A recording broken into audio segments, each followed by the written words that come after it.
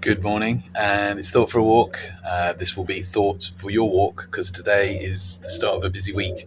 I've got a brew, I'm enjoying a bit of sun, the pigeons are stalking, and I've got a lot on. I'm working on a Reiki 1 course. Every morning I'm teaching meditation live free on the I Meditate Facebook page, and I've also decided I'm going to learn Chinese, and it's been a whole time of revelations and learning and things to create, which is always good. Spring's a good time to be creating, and it's important.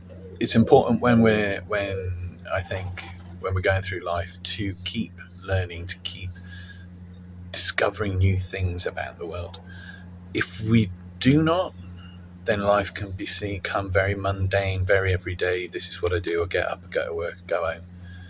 Weekend, maybe I go to the pub, maybe I have a day out, maybe I spend the weekend doing housework, and then I'm back at work again. And we have to be careful because we're always giving out in that situation, but when are we ever topping ourselves back up? Think about soil. You can't just keep farming soil to the point, because otherwise it loses all its goodness and its nutrients and it stops doing what it's meant to do so well. And it's the same for us. Our learning as human beings, we love to learn, we love to grow. I was reading something, I was quite shocked actually the other day, reading about crystals and the whole boom in the whole kind of new age crystals and crystal bowls and all that stuff, and discovered that apparently the industry behind it supports slave labor, child slave labor, child mortality, environmental poisoning and pollution. It's not a nice industry, just so we in the West can sit and ring a nice sounding crystal bowl. Anyway, learning, by expanding our learning, and we don't have to, I like reading, if you follow these, but I also like watching documentaries, and there's lots of ways we can learn. One of the greatest ways to learn is just go out and observe. Go out, watch and observe the world. That's why I like walking, because you can just stop for a time, which in itself is good for you. Just focus on watching how the fish behave in the water, or how certain birds behave when there's maybe prey around, or just observation is our first way of learning. But the reason it's good to keep learning and always keep filling yourself up is because you can eventually give out too much and then you end up burnt out. How many of us are just frazzled and tired all the time? And it's because we give. We do our job, we do our house, we do this, that, and the other. We're doing. We're putting out.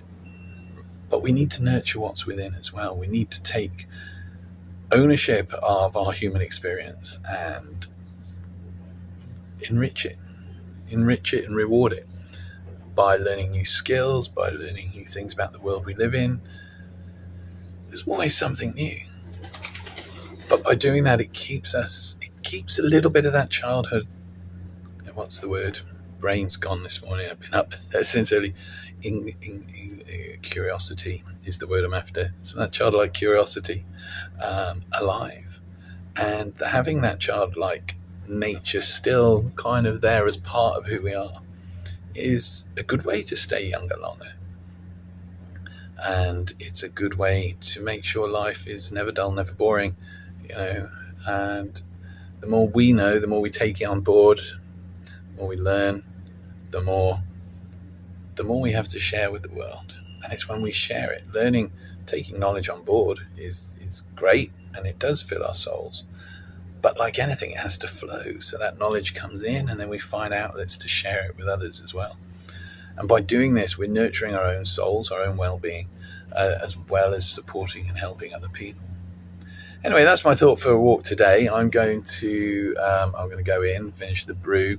I'm going to do about 15-20 minutes of learning Chinese, and then I've got to start on the next part of this course I'm planning. Much love, many blessings. I hope you have a good week. I hope you end up with weather like this all week. It's glorious at the moment.